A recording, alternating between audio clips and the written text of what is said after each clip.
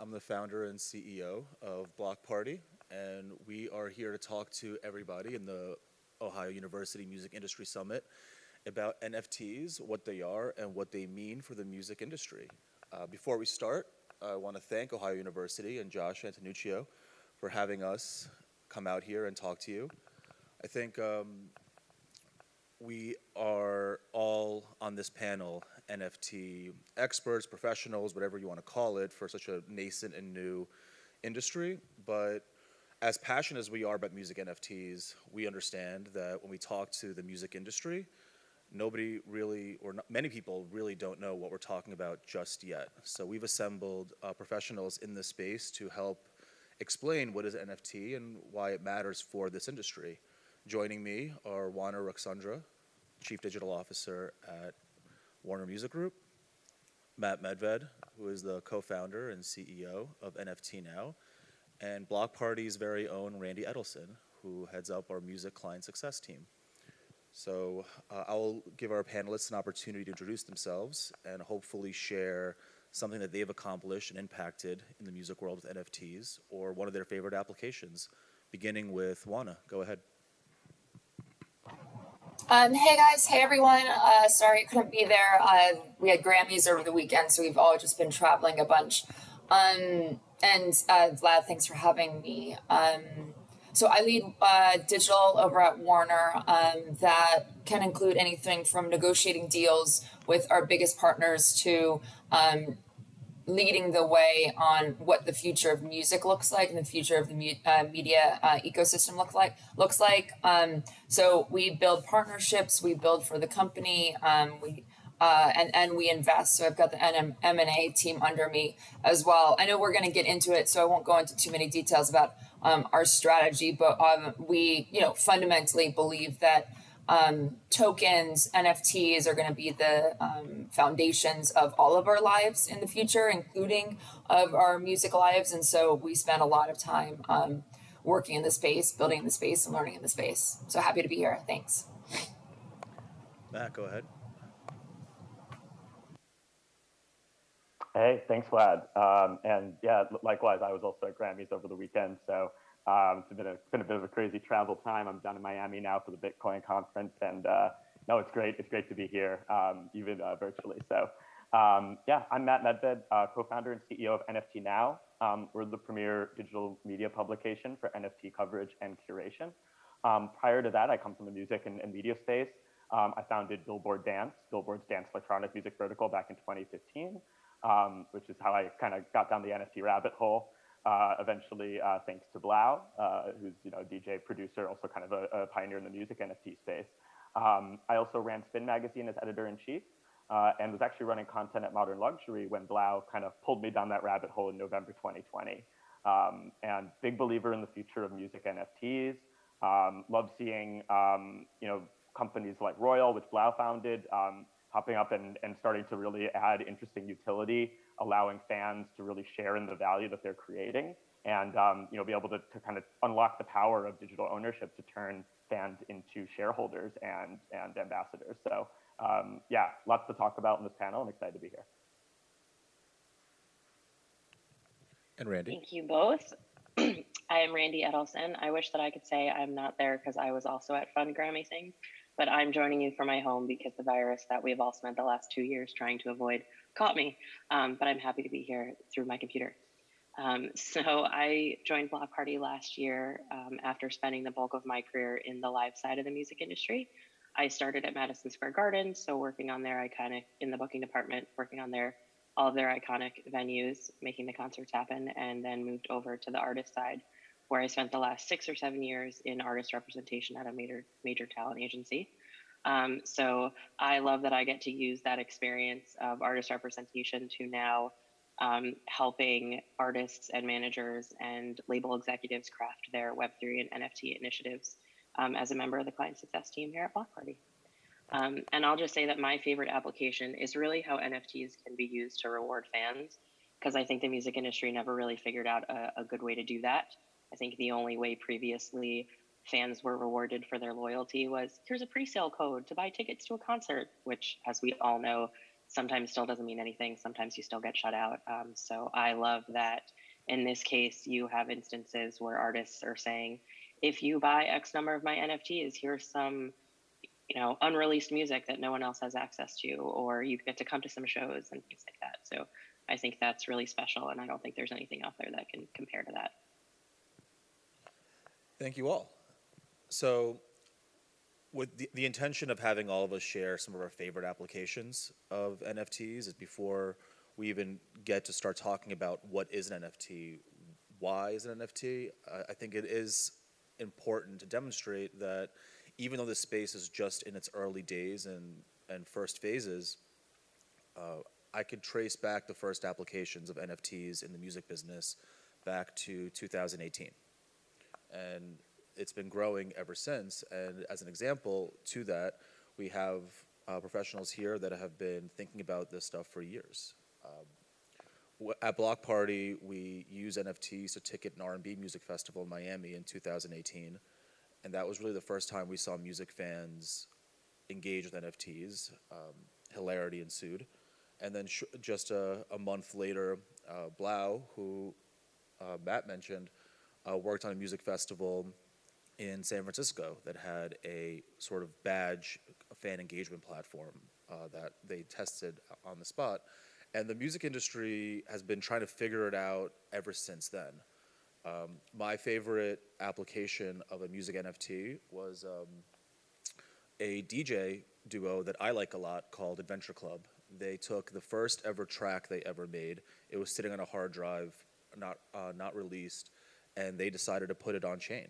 And we sold it on Blockparty, and that one song I think grossed at the time 3 ETH, which might have been $7,000.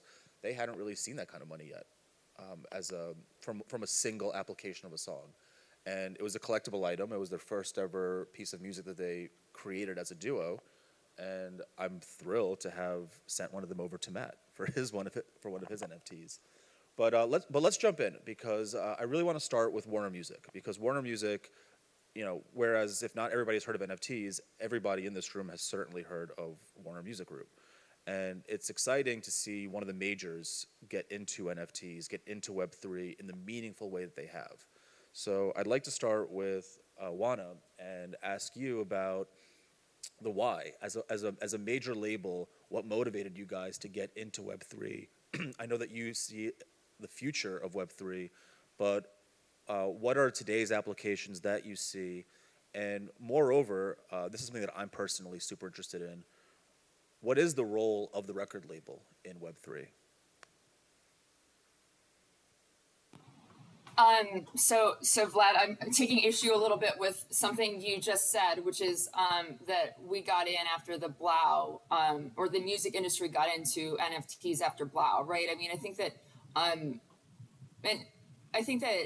the idea of monetizing fandom has been something that's been around the industry for a while. I've been in the industry for a decade. I'm certainly not the oldest one in it, but I think that there's a lot to be said for major labels, but at the crux of them, the focus is to try to support and try to ensure that artistry can exist and survive and thrive. I think that the industry that we're in today is stilted for reasons. I can, track back for the last 30 years for why we're here. And why we've got a very specific way that music is consumed and music is listened to by audience members, but it's knowingly stilted. I think that the industry and musicians and artists and labels have been trying to find ways around what the industry looks like today for a very long time.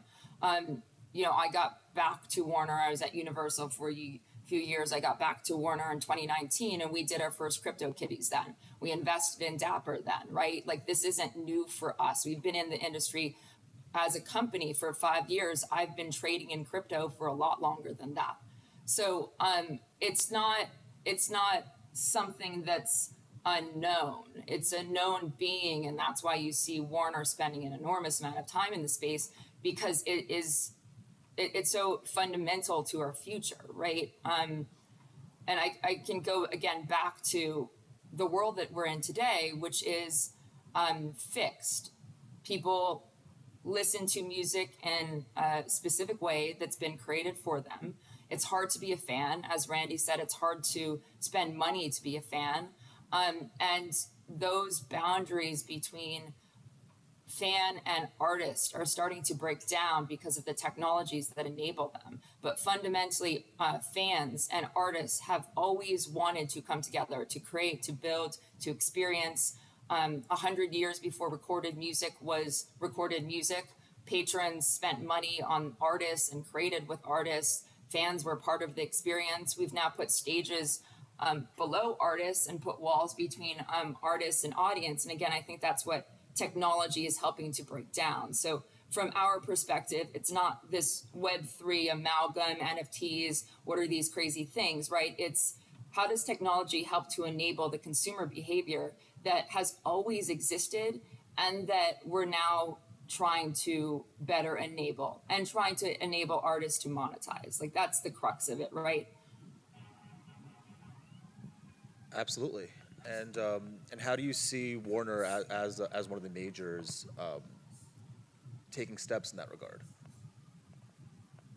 Well, I see us taking steps in that regard a lot because obviously I'm leading them, right? So we've invested, we've built, we've partnered, we've done an enormous number of things in the space. They're all experimental. That we're learning right now. We're growing. We're experimenting because the space is nascent. Being able to use Web3 tools, whether it's metaverse or NFTs or crypto or blockchains or whatever, layer twos, etc. Like being able to use all of these different pieces of technological puzzles is helping us to understand how to build for the future.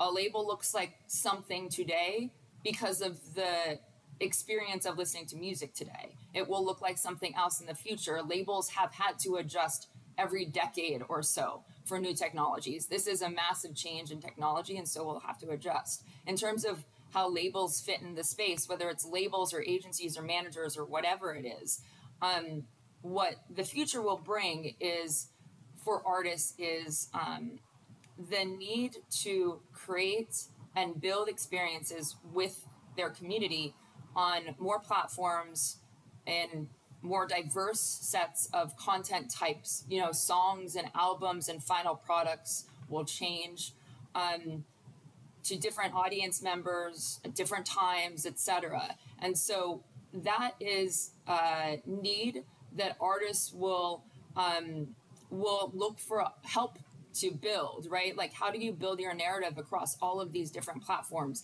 How do you get your creations? How do you get your story to your community in an effective way, especially with all of the new creators that are going to come up in the industry, in music and media, etc. And so as a label, our expertise is in helping drive storytelling, helping drive narrative, and it's also in helping market. I think those two pieces of the puzzle will be very needed in the future. And I think that that's going to be something that if we can really lean into will be a superpower for labels. But again, the only way to be effective in the future is to provide value. If labels don't provide value, then, you know, other people will. And I think that with every disruptive technology, and this is definitively disruptive, companies will have to evolve, companies will have to transform, and if they don't, they'll be left behind. And that's true of every industry. The music industry just tends to see it earlier than others. I believe deeply that my company will be able to provide that value. I believe that we're driving towards providing that value and that we can evolve and transform. And if we don't, then someone else will come into the space. And we're seeing obviously all of that, and we welcome it as well. We welcome the competition. Thank you, Oana. That's a really thoughtful answer, and I love the way that you and the organization are thinking about it. And you bring up a couple of words that really spark something, which is storytelling and narrative. And that's a perfect thing to bring up for Matt, who's here, because Matt, you built Billboard Dance. You've been telling the story of dance music as it's grown over the decades. You moved over to be the editor-in-chief of Spin, and now you founded NTFnow, which is really the voice of our space, and whether it's music or art or gaming or otherwise. And a couple of questions for you. I mean, I definitely want to know about whether you see parallels in the way that, you know, dance music exploded when you were there at Billboard, and the community around that, as well as the communities forming around NFTs. But I'd love for you to respond to Oana about the value of storytelling and narrative in this space. Yeah, well, I think you make some great points about that parallel. So when I joined Billboard, when I joined Billboard in 2015 and founded Billboard Dance, you know, I definitely faced like some, you know, obstacles internally in terms of people taking dance music seriously. And you know, at that point, Billboard was kind of run by old school rock editors who kind of thought dance music was a joke. I learned quickly that people, fear what they don't understand and won't take new things that are disruptive seriously until it really starts disrupting like the ground that they're used to, that they're comfortable to walking on, or that, you know, their own fields. And so, you know, to see dance music sort of take over the charts during that period and really experience kind of unprecedented pop crossover was, you know, something that, you know, I saw attitudes start to shift. I started to, you know, be able to, you know, I would come ready, you know, if they were going to make you know, a point about the EDM bubble bursting, I would be like, when's a rock music festival going to sell, you know, 300,000 tickets over a weekend or whatever, you know? So like just seeing how the rise of dance music disrupting the music industry in ways that they could understand started to shift attitudes. I think there's a really interesting parallel there with Web3 and crypto and obviously NFTs. You know, the peak years of Billboard Dance were like 2016 to 2018, and that was at least the peak years I was there. Excuse me, and that really coincided with that bull market and seeing sort of like the rise of Ethereum and all that. And one thing I noticed too is like I was one of the only people, if not the only person at Billboard during that time who A, owned crypto, or like B, understood it, like how it worked at all. And so I started doing a lot of coverage in music and blockchain and saw similar sort of like reluctance and to take it seriously. People having trouble like wrapping their heads around it. And, you know, I remember like trying to advocate for, you know, what I thought were the potential applications of blockchain in the music industry and music space back then, but a lot of people just couldn't get it. And even just anecdotally, so many of the people, of my friends, of my colleagues in the music industry that I knew that didn't, you know, didn't get it back then, get that they have to understand it now. You know what I mean? Like they can no longer afford to ignore it. And I think part of that is seeing, you know, this technology that I believed in for a very long time actually disrupting like the creative space and, you know, fields like music, art, and culture in a way that people can no longer afford to ignore. So I actually see a lot of parallels there. And I do think that, you know, while we're starting to see, you know, a ton of progress being made over you know, the past year or so, there's still a long way to go in terms of like really like fostering that mainstream adoption, understanding the UX has so much, you know, room for improvement. You know, I do think that storytelling is plays an important role of that. You know, like the mission with NTFnow is to empower the creators of culture and help drive mainstream adoption of NFTs. And so something that's really important to us is we were never content to just be like preaching to the choir. We've always wanted to convert the masses. Like we've always been about like bringing new people into the space, helping educate people, helping make sure that people aren't taken advantage of and know how to do this. Because I always tell people, like I first started dabbling in crypto back in 2013, back when there were like much fewer guide rails. You couldn't even trust the platforms that you were using. And, you know, I still had to go through the NFT learning curve in 2020. And a lot of people are going through both at the same time. And that's really daunting. So I think it's really important as we bring new people into the space, as we see the rapid growth of this, that we provide those resources and that hand-holding and welcoming new people in. If you go check out NTFnow.com or follow us on our socials at NTFnow, you'll see that so much of our content and like the resources we're putting together are aimed at newcomers to the space, and to whether it's, you know, 5, red flags to be aware of to avoid like scams and projects, to just basic things that seem basic to people who have been in the space for a while, but are actually quite daunting to people who haven't, like how to set up MetaMask. What are crypto exchanges? Like, what's a decentralized exchange? Like, what is like Gwei? Like, how does gas work? Things that like, if we've been in it for a while, we're just like, oh, okay, like we know this. But to an outsider, it can be incredibly intimidating.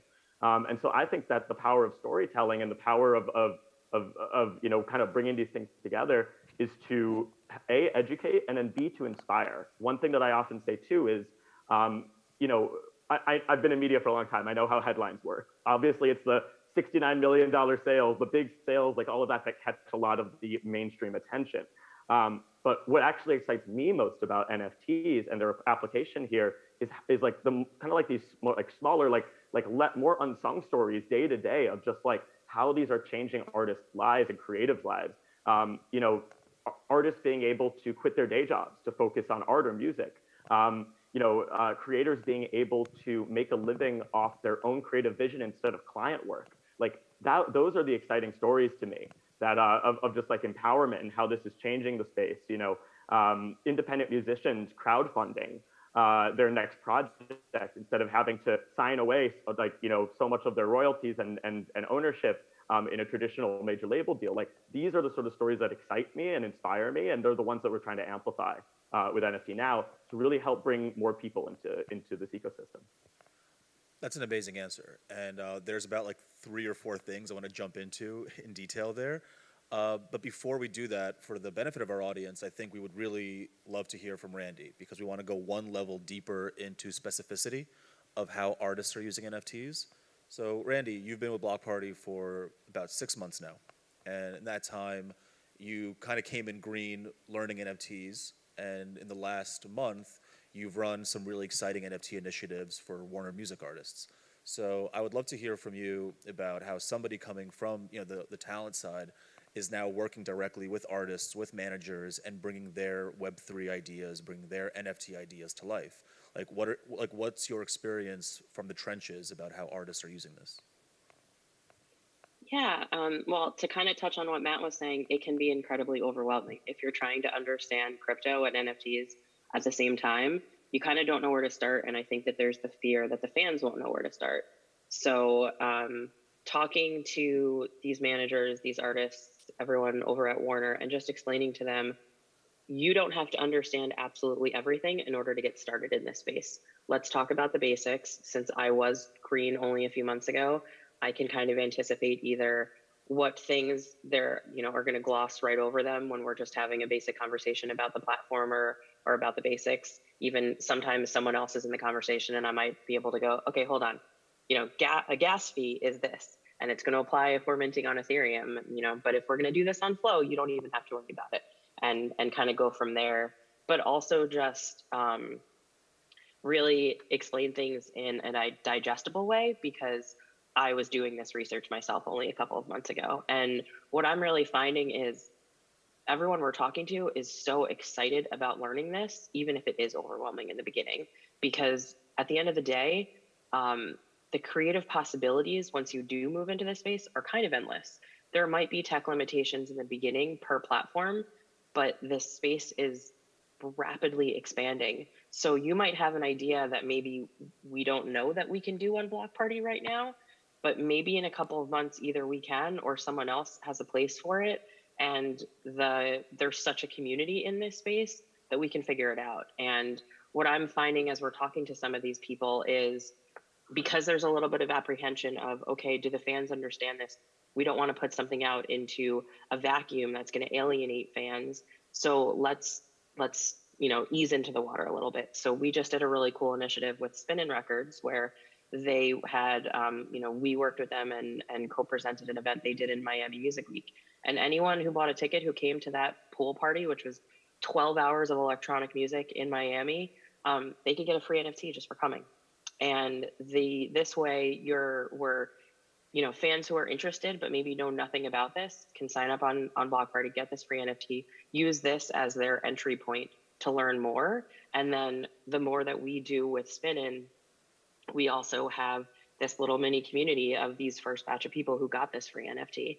And the more that we talk to, the more clients we've had conversations with, a lot of them are asking about basically giving something away for free so that their fans who are new to this community can use that to learn about it, can have a reason to go, okay, well, you know, who doesn't want something for free, especially if they think it might be worth money down the line. So, you know, giving them away in that, whether it is at an event or just in general for being involved in some way, shape, or form, use that, and then it can kind of go from there. And you know, besides Spin-In, we also have another campaign that we're working on in a couple of weeks that's kind of mimicking the same idea. And they loved the idea of, okay, we'll start with this free thing. We'll see how many people get involved.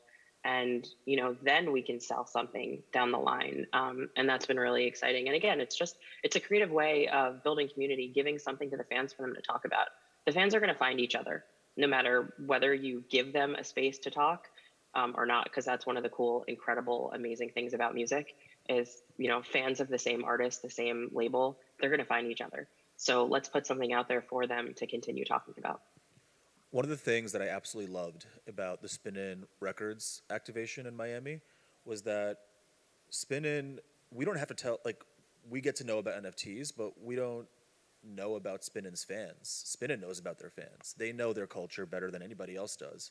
So when we asked them, can you think of a visual element that just defines, like, your vibe, your fan, your culture? And they're like, yeah, dance music fans, they, you know, they're here, they go to Miami for Winter Music Conference, they go to Ultra, they go to shows, they collect wristbands. Let's do wristbands. Dance fans are all walking around these festivals with wristbands. Let's give away wristbands to everybody that shows up.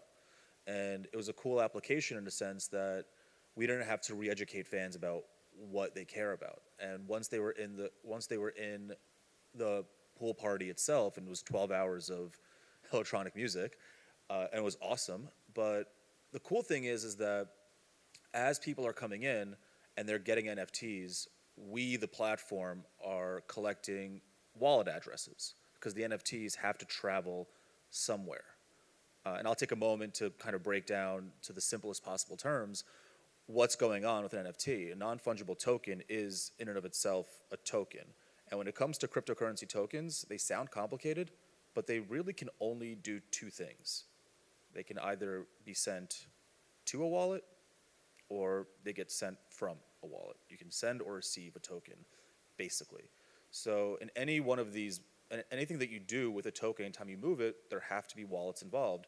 So we have 1,200 people coming into this event, and we're going to end up with hundreds of wallets, maybe all 1,200 people.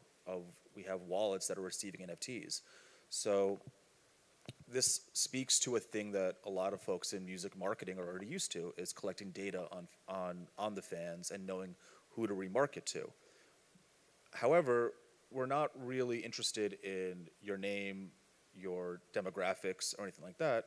We just want that string of letters and numbers that starts with 0x. Because now we know what wallet got something from this event, and Spin-In, when they think about the next thing and the next thing and the next thing they want to do, they've got a built-in database of wallets that is already engaged and motivated to follow Spin-In. And so that, to us, is a way that we don't need fans to understand NFTs. We just need to go to events and engage with the event.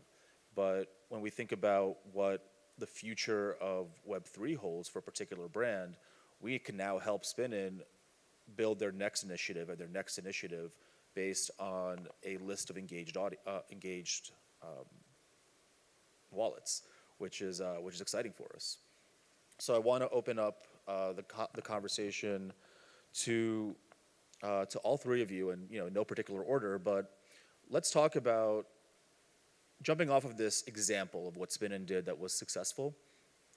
We have a lot of musicians in the audience. We have a lot of music industry professionals in the audience that may just want to know, like, what's the easiest way to get started? There's a million things you can do. Randy touched on giving away free NFTs, but what is a great step one, easy way to step into the space on your first day doing it? For artists or for anyone? Dealer's choice. Well, but maybe let's focus on folks in the music business.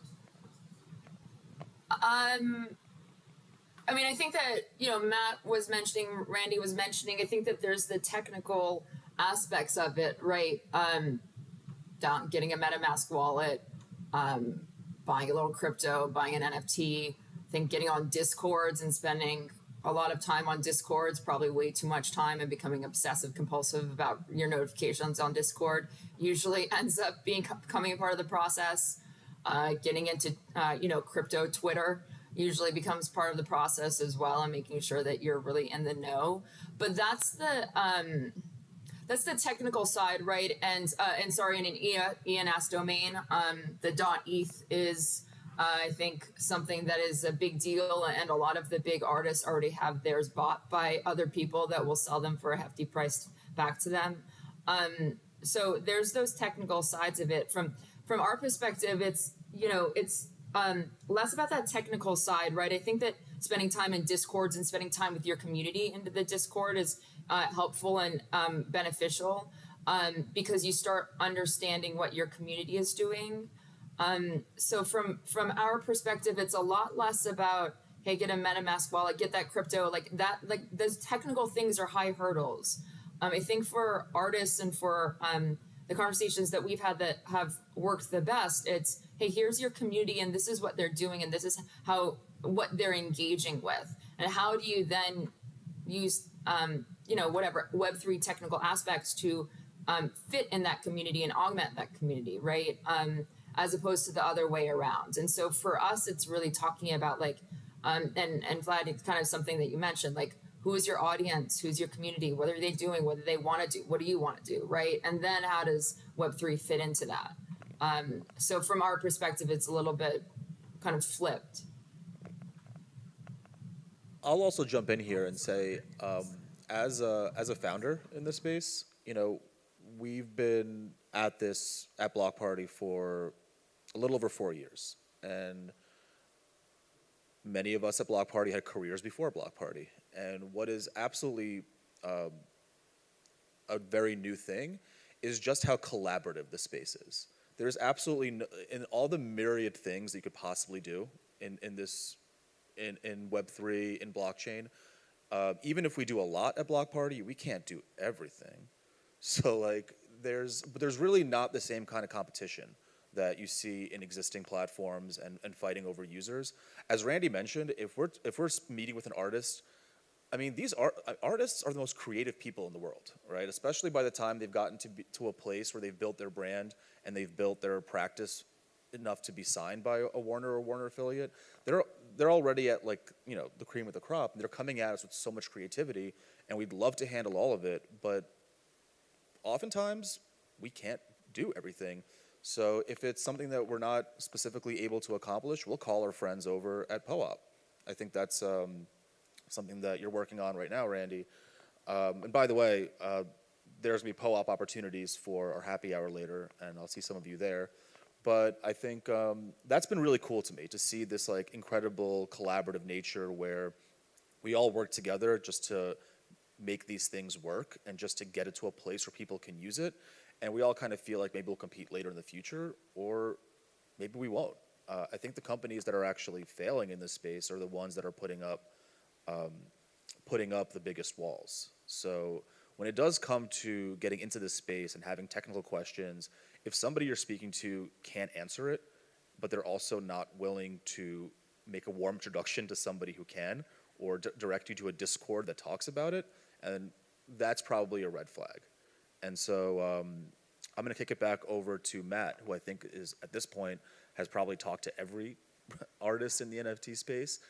Can you share some red flags, some things to watch out for, some things that I've read all the NTFnow red flag posts, so let's see if we can't talk about some of those here. Yeah, and I can kind of tie them into also actionable, good things to do as well. So I think one thing that's important to say is I always tell everyone, especially when I was getting into the NFT space, I just started I was going full throttle on social media. A lot of people thought I was crazy, but a lot of artists reached out to me, my friends in the music space, and were like, how do I get into this? And one thing I like really stressed to them was like, an NFT sale should be a beginning, not an end, right? Like that's the beginning of a new connection and bond that you're forging with your fans, with your community. Like if you're not thinking about the other person on the end of that sale, if you're not thinking about what the next 30, 60, 90 days look like, you know, the years beyond that, like after that NFT sale, like I think you're doomed to failure. Like this is the beginning of something and a new relationship and a new opportunity to connect and build value and share in that value. And so where a lot of people go wrong is when they like really focus on that primary sale as like an end in and of itself. And oftentimes like the NFT space, the community, I always say it's a very welcoming community, but they'll definitely size you up as you're entering the space. And they'll definitely try to see like, hey, are you here to create value or are you here to extract value? And, you know, like that's a really important distinction. And I think that as, you know, with the NFT space, become a lot more wary to what, you know, people call quote unquote cash grabs, which are, you know, or rug pulls. Cash grabs are projects that are, you know, they're optimized to make the most amount of, like, as much money as possible in that primary sale, and maybe don't necessarily have a long-term plan for the future, you know, or maybe, you know, that's not necessarily as much of a priority. If you look at some of the most successful, like, community-oriented projects in the space, they actually minted at a pretty low price. Like Bored Ape Yacht Club, you could have minted that at 0.08 ETH, which was around $200 at the time. They've made far more, you know, back in May, they've made far more on their secondary sales after building value for their community than they ever did off the primary sale. And so I always say, you know, like there's you can go through those red flags, but like, you know, if it's a really high mint price from an unproven, you know, organization or unproven creator or stuff, that could be a red flag, because that kind of indicates that they're more interested in taking value at the beginning than kind of building value steadily and organically and sustainably as they go. The other thing that I often say too is like, it's, you know, like I talked about how it's important to signal to the NFT space and the community as a newcomer that you're here to create value, not extract it. I always advise artists, creators, even people in the music industry who are looking to, you know, across every industry, any newcomer to space, I always advise them to start as a collector. And because I think, A, it helps you learn the markets, the platforms, the dynamics of using the space. If anyone's launching an NFT project and hasn't collected an NFT, I think that's a red flag. Because I think that at the end of the day, it's important to signal that you're both like literally and figuratively invested in the future of this space. That said, there are so many affordable NFT projects that are not, you know, it doesn't have to be, you know, one of the really expensive ones. Like, you know, like I think that they're, you know, starting small, just sort of supporting artists you like, figuring out creators that you align with. I think for musicians too, it's also a great opportunity to kind of like scout the field on visual artists and other players in the space who might be really good collaborators down the road. So, you know, I always say like start as a collector, start to build value, start to show that like you're here for the long term. And then, you know, take your time, figure out what your community looks like, what your community wants, how you can actually create value for that community, and do so in a way that's like tailored for them. You know, if your community isn't very crypto native, maybe it's important to partner with a platform that has a fiat onboard ramp. If your you know, like if your community isn't super savvy on that, maybe you need to spend some time doing the legwork to educate them. You know, like you look at like what Gary Vee did with the V Friends. He spent months providing resources, education, showing his community how to set up a MetaMask, how to buy Ethereum, things like that before he launched his project. You know, I think that there's no like one size fits all approach to launching a project, and I think that you know, it's very important to be thinking about the experience of your community members, because without them, your NFT project's not going to have legs. You saw me, if you're here on stage, I'm like aggressively nodding as you said that when you talked about that musicians, really any artist coming to the space, any creator needs to think about NFTs, not their NFT project, not as an end goal, but as the first step.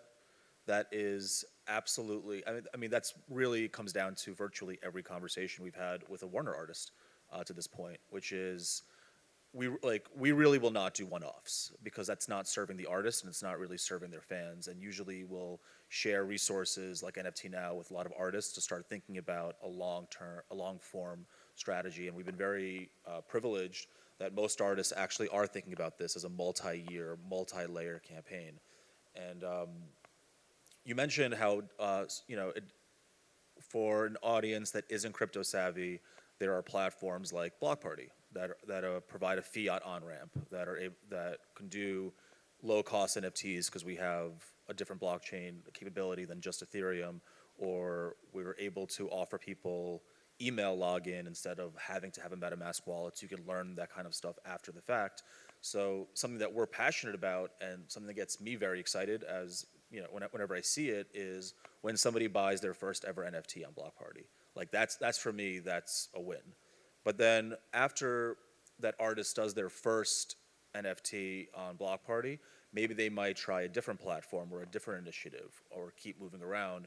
And I think laying the foundation for that is really important. Now, outside of a partnership with Blockparty, Warner, you guys have a number of initiatives that are partnerships in the metaverse, that are partnerships with other things. Oana, can you let us know a little bit more about how Warner evaluates and thinks about platforms and how, just really how different platforms, what that means to you in the space? Yeah, I think that it's hard to say, there's not like a best platform. I think Vlad, one of the things, and you and Matt said it, right? Like, there's a lot of opportunity in the space. When the streaming industry evolved for music, it evolved in a way that didn't necessarily provide fans and artists what they really needed, right? Like the gaming industry evolved such that there's a paywall, you subscribe, there's an ad, but all of the other stuff that's in the game, whether you're buying, a battle pack or a Verge or a skin or whatever, like all of those other moments where a fan is being a fan are also able to be monetized, and that's 70% of the revenue for games. The music industry evolved with a paywall and with an ad, but outside of that like those enablements of fandom and those enablements of community and then the monetization of community really didn't evolve in the music industry. And I think that we're missing a lot of upside. I think artists are missing a lot of upside, which is, I think, Vlad, where you kind of started this conversation, which is, this allows artists to tap into their community in a way that they haven't been able to before. Tap into, engage with, create with, understand in a way that they haven't before. And so when we're building partnerships, when we're investing, when we're, trying to understand this new space, it's about community. We've spent a lot of time focused on playlists for the last 10 years. And that's changing. And playlisting world is a very different world than community world. Obviously I can go into all of the details of what that looks like, but I've got stacks on stacks on stacks of decks about what it looks like because it's a transformation. And so the partnerships that we're building, including the Blockparty partnership, right? The partnerships that we're building are in hope that we will be able to, or not in hope, in the knowing that it's necessary to evolve and to create, and then we're partnering with companies that are in that space and that are experts in a different space than we are, so that we can learn and create and build and grow, because we know that this new world requires a transformation and evolution to provide real value to artists and their community. So we hear the word community a lot, and for anyone entering this space, you're going to hear the word community a lot. And I think one of the ways that we found that we can articulate what that means to this space is to say that, look, musicians and artists, they have an audience. And one of the best things that I think NFTs and this space offer to musicians is a path to converting audience into community. Audience is a pretty, one-way direction. Content goes to audience, audience pays for content. Where the opportunity to convert that audience to content creator relationship to content creator and a community around them is thinking about how to get that one or two-way directional relationship into getting the different audience members trading and engaging with one another. There's a number of exciting things that we're working on to bring about community in that way, but to put that into a bucket for a moment, I want to ask Randy, because we've talked about some of the projects that you've worked on since being at Blockparty, but outside of Blockparty, like we're not colleagues for a minute, like outside of Blockparty, you've been here for 6 months, and I know you still keep up relationships and friendships with folks that you know on the talent side, of folks that you know just in the music business. And like they know that you've now jumped into the Web3 space. What kind of questions are you hearing from just like your community in the industry? I think that unfortunately the number one question I'm still hearing is, but why? Like they over and over again say, but why are people buying these NFTs? And the explanation I like to give them, it's not the best, but it's the only one that I can come up with that I think people can relate to, is think about limited edition color vinyl. So one of my favorite artists, they put out an album, let's say 10 years ago. I already own it on vinyl. I listen to it on Spotify all the time. And in honor of the 10-year, like they put out a reissue where there's 3 different colors and they're only going to press, 500 of each color. Let's say red, blue, green. Even though I already listened to it on streaming or already owned the original copy, if I'm a big fan, I want that. I want to go out there. I want to get one of these limited edition color pressings. I want to be able to say that I got it. I probably won't even open it, but I get to have it. And then if I want to down the line, if it is really hot and it sells out immediately, if I want to list it on eBay, Discogs, whatever, and try to make a couple bucks, I can. And at the end of the day, those are still going to sell. I think the industry is still baffled about the fact that vinyl, had this resurgence, but it did. No one's questioning why. People are just acknowledging that it happened, and they're repressing things on vinyl, or they're putting out new music on vinyl, even in this digital age, and it's doing well. So I kind of say to them, you're not questioning that, so we don't even have to question this. At the end of the day, your fans are out there. They care about what you're putting out into the world. And now the difference is here, rather than that album, that the limited edition, which, because there were so few pressed, more people want to buy it than were made, being resold for more money on eBay and you never seeing a piece of it.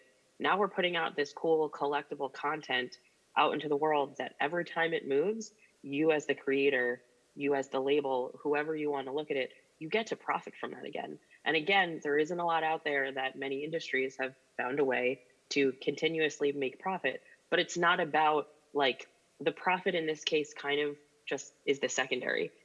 It's about putting out this cool piece of creativity into the world that the fans are excited about. And then on top of that, you get to make a little bit of a profit every time it moves hands, and it's out there forever. So like, to talk about how streaming is unique for artists, because again, we think streaming is here. And so whereas rather than think about the one-time sale on that vinyl that the label and the artist is making off of a fan, now they're potentially going to stream that same album for years to come and potentially profit for years to come. Again, we have this NFT that you have the potential to profit years to come, even if it is a little bit at a time. And I think that's kind of exciting to them, because for artists and managers, they're just kind of looking at it as a piece of merch. And I'm trying to say to them, it's not just another piece of merch. It is this cool, unique digital asset that really can't be compared to what exists. And what I'm finding from other people that I talk to is there's a lot of people who are going, yeah, I didn't think I needed to pay attention to this. I didn't think it was going to touch my space. And now they're all going, but I'm realizing it's here to stay. I'm realizing every industry is involving blockchain in some way. So teach me, tell me what I need to know so that I can understand this better. because whatever way it's going to be in our lives, it's not going anywhere. So something that you just said is like super important, and that is the ability to gain residual revenues back to the creator, back to the originating body, when these things are resold. And it's interesting to speak to a music audience about that topic, because we kind of have these bodies already in music that are responsible for getting artists paid and getting royalties paid. We have the ASCAPs of the world, right? It's not like unfathomable that a partnership could be made with eBay where a certain portion of sales goes back to an original rights owner. These things are not impossible, but what this space is offering from a technology standpoint is decentralization. And just being mindful of time, there's no way that we can start using the D word, 45 minutes into our panel and not have another hour to talk about it. But on a very high level, the promise of this space answers what I call, like, because I'm an optimist, like the Thanos problem. Like if Thanos were to snap his fingers and like half of the organizations in the music business went away, including ASCAP and including some of these things, like what happens to those royalties? What happens to payments? And what decentralization offers is removing the need for any one body to guarantee that residual royalty. Like when, in Randy's example, sure, NFTs sell to a fan and that fan sells it to another fan, it's not Blockparty processing the royalty back to the original creator. It's actually a smart contract on the Ethereum blockchain that exists regardless of how many times Thanos snaps his fingers. I'm using a lot of Avengers references. I don't know if anybody gets that. But this is, we're kind of wading to the tech here, and I think wading into the tech is a good opportunity to stop myself and maybe turn it over to the audience. And I assume there are a ton of questions, and the hope of this panel is that this is one of those all the things you want to know about NFTs, but we're too afraid to ask kind of vibes. So, and if anybody does have a question, by a show of hands, I would love to have our panelists answer them. Not everyone all at once. Well, great. Oh, hey there. How's it going? I'm Nick. Hey, Nick. Hello. So, contrary to I think a lot of the people here in this room, so I work in the nonprofit sector, supporting like music education in public schools. So I was looking at a grant recently from MIT, and they were talking about using blockchain in the classroom. And so I'm still like, this has been an awesome session. I've learned like so much from y'all, and I appreciate your input. This is like amazing. What do you reckon? Say that like one of your artists wanted to like do something for a music classroom in Chicago. Like, how could you use blockchain tech and NFTs maybe to sort of like support, how kids learn about the arts? Big question, I know, but I'm so fascinated by all this, and like, yeah, I just want to know your thoughts. I think that we'll all have a different answer for you, which is the exciting part of it, right? Because it really depends, and I know that that's not super helpful, but and I hate saying the word community over and over again, but because like whatever you want to do, whatever your goals are, whoever the people are, all of those things are different. What you're going to want to do with your students is different than what another educator might want to do, right? And so what I would do with you is sit down and say, okay, what are your goals? What are you looking to build? Who are your students? What are they looking to do? How do they best learn? And figure out all of those things, and then define a path to engage with them at both, in real life and then with Web3 technology, right? Because I think that's a big part of it. It's not, Web3 is not, it's an enabler of other things. And so that's not super helpful, but it's a far more, I think it's far more specific for me than just being able to say something after that question. Sorry. I'll find you after the panel. I have a 16-year-old Yeah, brother, sure. Oh, cool. and so the kids are using NFTs in the classroom, and it's gross. So Oh, that's I'll crazy. I'll talk to you offline. Well, I'll be right here at this back table all day. So yeah. All right. But actually, let me also hop in here in a more serious way, which is one of the really cool things that has stood out to me from meeting so many Warner artists is that the newly signed artists of the last 2 years, the younger artists have like they don't really have ticket sales because they came up in a time that we weren't having in-person concerts. And they may not have like huge sellout shows and they may not have tremendous streaming numbers, but they have crazy TikTok numbers and they have crazy numbers on other platforms. And what's really interesting about them is that they might do a dance to a certain song, and then you have millions of people replicating that dance and expanding on it. And we're looking at the idea of user-generated content.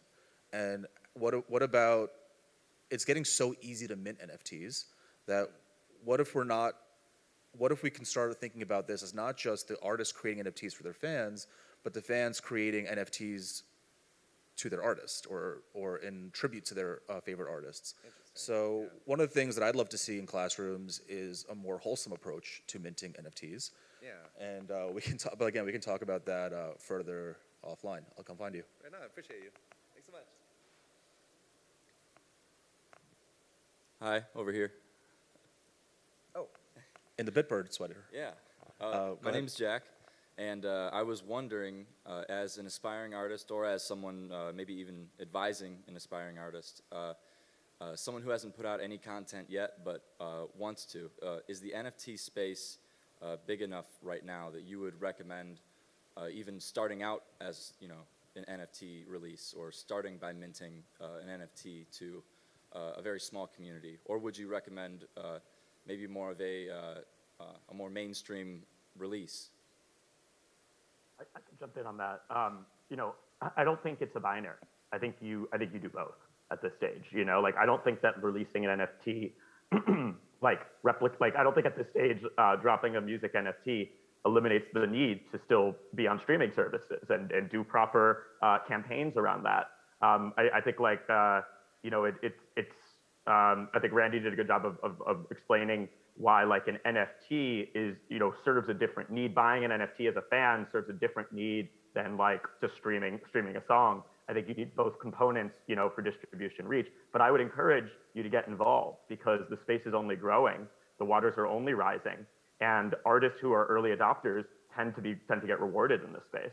And so one thing I want to also like highlight, and kind of speaks like the promise of the space. One of the reasons I'm so passionate about NFTs is I think they make good on the original promise of the internet, which was that you would be able to build a community and have a sustainable career as a creative by being able to, and geographical location, like all of that would no longer be a factor. You could reach similarly minded people across the world together. And there's an amazing treatise called 1000 True Fans, written by Kevin Kelly, that I think like really like resonates and like why I feel so strongly about it. And the idea there is that you actually, as a creator, as a creative, a musician, an artist, so whatever your field is, you don't need millions of fans in theory to have a successful career. Now, I'm not talking about like Drake or Justin Bieber level success. I'm talking about like being able to, have a sustainable career as an artist. And the thing is Kevin argues in that you really only need 1,000 true fans. And when I say true fans, I mean people who are going to buy the ticket, take the ride, like they're gonna buy your NFT, they're gonna show up to your show, they're gonna wear your merchandise, like anything you put out, they're gonna consume. And the thing is if you think about it, the issue with, I know we talked about the D word, decentralization and centralized systems. The issue is with Web 2 has been that, all of, that original promise, centralized social media, centralized platforms, stream, et cetera, put all of these ads and algorithms in the way. And now as a creator, you have to pay Instagram or Facebook or whoever to even reach more than a fraction of the people who actually want to follow you, right?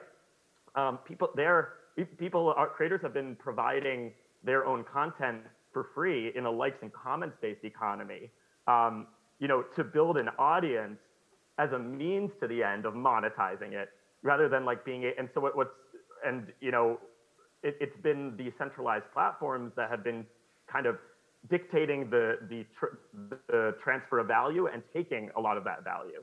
And so, you know, it's created the situation oftentimes that we say is there's like no middle class in the music industry. There's the stars at the top, and there are people who are struggling to break through.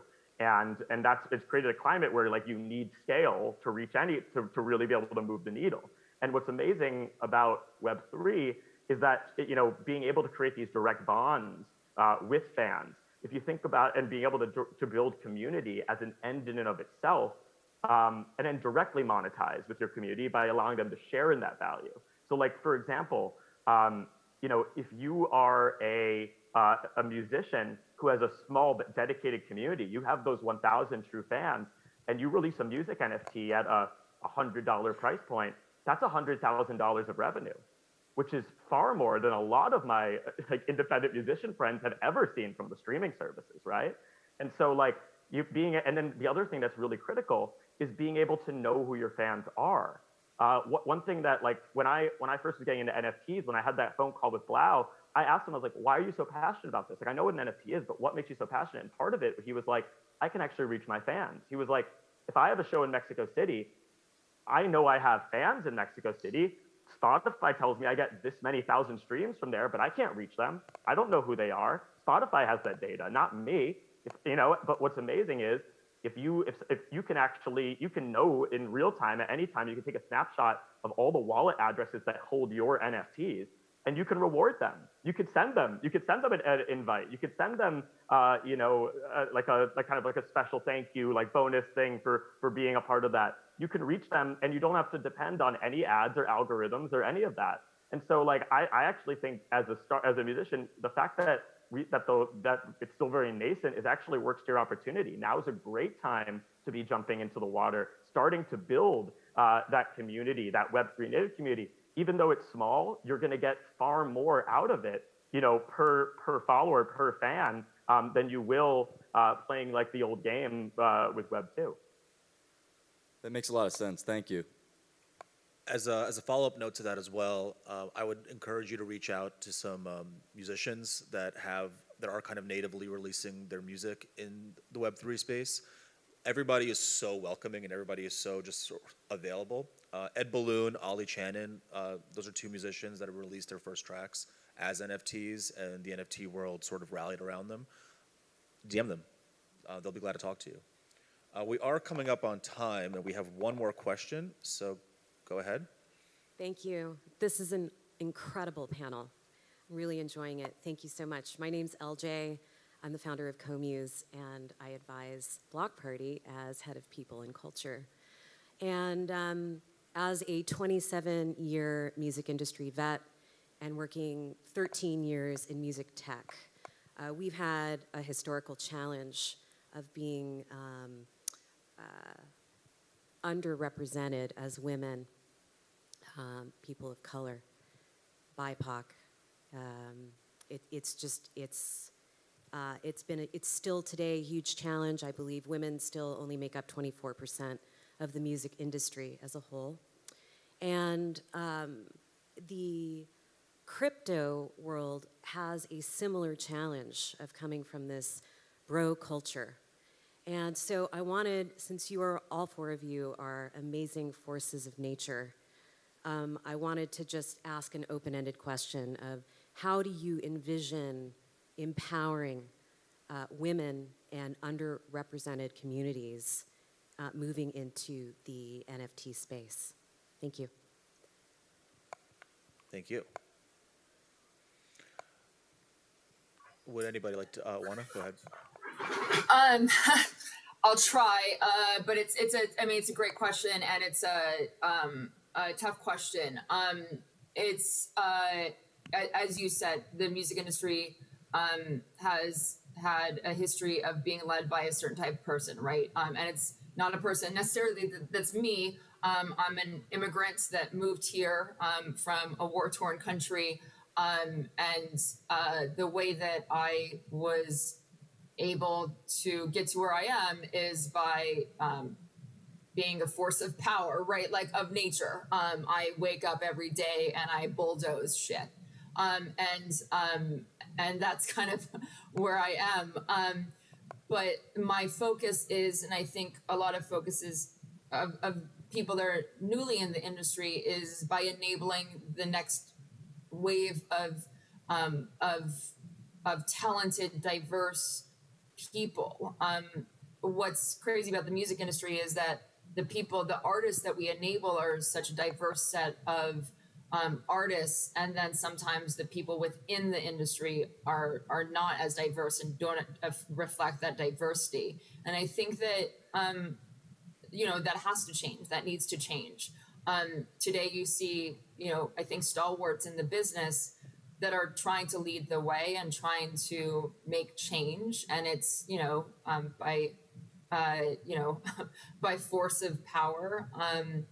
But I hope that will change, and I think that the world of Web3, and Matt was saying a bit of this. It does enable artists to tap into communities that they weren't able to before.